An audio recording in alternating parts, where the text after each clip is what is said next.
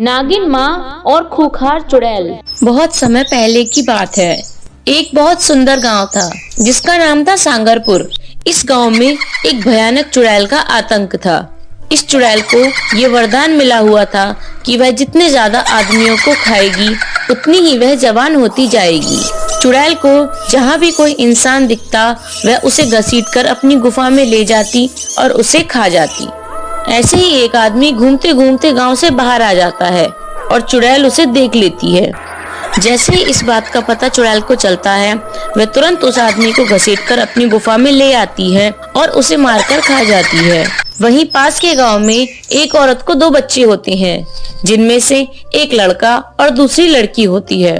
औरत का पति कहता है, हे भगवान, आपने मुझे इतनी गरीबी में 2 बच्चे दे दिए, मैं इनको कैसे पालूंगा। लड़का तो ठीक है, मुझे कमा कर भी देगा, ध्यान भी रखेगा, लेकिन लड़की का क्या करूं? इसमें तो सिर्फ खर्चा ही खर्चा है। इसे पालने में, उसकी शादी करने में तो बहुत ज्यादा खर्चा होगा। ऐसा कहकर वह लड़की को उठाता है और उसे फेंकने के लिए निकल पड़ता है। वह एक खंडर के पास पहुंचता है और वह उस खंडर का दरवाजा खोलकर उस खंडर में लड़की को रख देता है और भगवान से कहता है, हे भगवान, अब आप ही इसकी देखभाल करना, मैं इसे अपने साथ नहीं रख सकता। ऐसा कहकर वह आदमी वहाँ से चला जाता है। जिस दरवाजे को खोलकर उसने लड़की को रखा था वह एक जादुई दरवाजा था और उस दरवाजे के उस पार नागलोक होता है। और अब वह लड़की जाने अनजाने नागलोक में पहुँच गई थी। एक इच्छाधारी नागिन बच्चे की रोती हुई आवाज सुनकर वहाँ पर आती है और कहती है, ये तो किसी इंसान की लड़की लगती है। ये इंसान भी कितने स्वार्थी होते हैं ना, अपने काम की चीजें रख लेते हैं और बेकार चीजें फेंक देते हैं, जैसे कि इस बच्ची को फेंक दिया। कितनी प्यारी बच्ची है ये। ऐसा कहकर इच्छाधारी नागिन जादू से दूध की बोतल और बहुत सारे खिलौने बनाती है और बच्ची को दूध पिलाने लगती है। बहुत प्यारी बच्ची है ये, अब मैं ही इसे पालूंगी। तभी एक चुड़ैल वहाँ पर आ जाती है और वह कहती है, कितनी प्यारी बच्ची है ये, इसे तो मैं खाऊंगी और जवान हो जाऊंगी। मुझे दे दो ये बच्ची। मैं ये तुम्हें नहीं दूंगी, ये मेरी बच्ची है। ये तुम्हारी बच्ची नहीं है, इसे तो वो आदमी छोड़ गया था। तभी उन दोनों में जमकर लड़ाई होती है और नागिन उसे मारकर भगा देती है। नागिन कहती है, अब मैं ही इसे पढ़ा लिखा कर बड़ा करूंगी और इसे बहुत प्यार करूंगी, लेकिन मैं इसे नागलोक में नहीं रख सकती। इसे लेकर तो मुझे धरती पर ही रहना पड़ेगा। वह लालची चुड़ैल भी अब मौका ढूंढने लगी कि जब भी उसे मौका मिले वह उस लड़की को खींचकर ले जाएगी। नागिन उसी गांव में भेष बदलकर घर बनाकर रहने लगी। जैसे ही वह लड़की थोड़ी बड़ी हुई तो उसने उस लड़की को स्कूल भेजना शुरू कर दिया। और वहीं दूसरी तरफ वह स्वार्थी आदमी जिसने उस लड़की को फेंक दिया था वह खेती कर रहा था और कहता है, भगवान जी, ये आपकी कैसी लीला है। इतने सालों से मैं खेती कर रहा हूँ, लेकिन पता नहीं क्यों कुछ समय से इस धरती पर अनाज का एक दाना भी नहीं हुआ। एक मेरा बेटा है जो खेती में मेरी बिल्कुल भी मदद नहीं करता। मैंने अपनी बेटी को फेंककर कोई गलती तो नहीं कर दी। आज अगर वह मेरे पास होती तो कुछ न कुछ काम में तो मेरा हाथ जरूर बटाती। वह बहुत निराश होता है।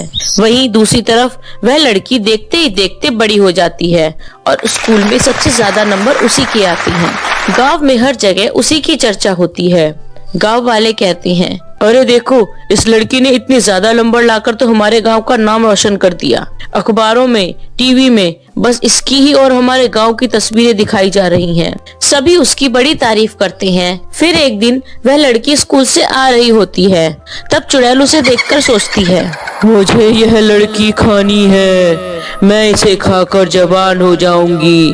कैसे भी करके इन माँ बेटी को पहले अलग करना होगा। वह मौका पाकर और भेष बदलकर उस लड़की के पास जाती है और उसे सारी बातें बता देती है कि उसकी असली माँ बाप कौन है और इच्छाधारी नागिन उसकी माँ नहीं है।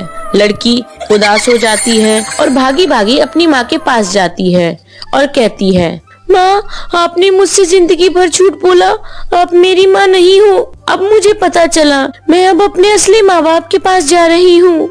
ऐसा कहकर वह अपने असली माँ बाप के पास जाने लगती है। उसे अपने से दूर जाता देख इच्छाधारी नागिन बहुत उदास हो जाती है। वह लड़की अपने असली माँ बाप के पास पहुंचकर देखती है कि उसके माँ बाप बहुत गरीब हैं और उनका एक बेटा है जो बिल्कुल भी काम नहीं करता। ये सब देखकर चुड़ैल कहती है, अब आएगा मजा, अब तो इसे बचाने के लिए इसकी माँ भी नहीं है। इतना बोलते ही चुड़ैल उसे पकड़ने के लिए आगे बढ़ती है और वह लड़की को घसीटते हुए वहाँ से ले जाने लगती है। अरे बचाओ बचाओ, उस लड़की को चुड़ैल ले जा रही है, कोई तो बचाओ, जल्दी से आओ, इस चुड़ैल से इस लड़की को कोई बचाओ, मदद करो। यह सब सुनकर नागिन वहाँ आ जाती है और फिर नागिन और लालची चुड़ैल में भयंकर लड़ाई होती है। नागिन अपने शक्तियों के प्रहार से लालची चुड़ैल को अधमरा कर देती है।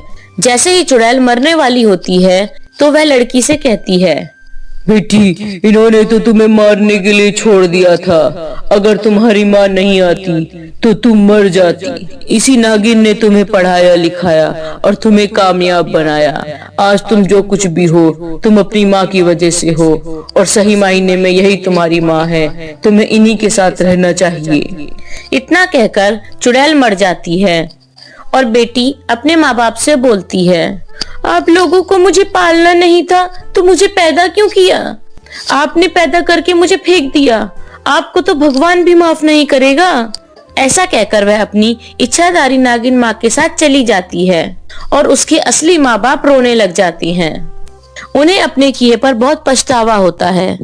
तो देखा आपने मेरे प्यारे दोस्तों, इंसान अपने स्वार्थ में कितने बड़े बड़े पाप कर देता है। इन्हीं स्वार्थी लोगों की वजह से आज हमारी बेटियां बहुत बड़े संकट में हैं। जब हम अपनी सोच बदलेंगे तभी तो हमारा देश बदलेगा। तो दोस्तों, ऐसी ही मजेदार कहानियां देखने के लिए हमारे चैनल को सब्सक्राइब करिए। पूरा वीडियो देखने के लिए आपका बहुत बहुत धन्यवाद।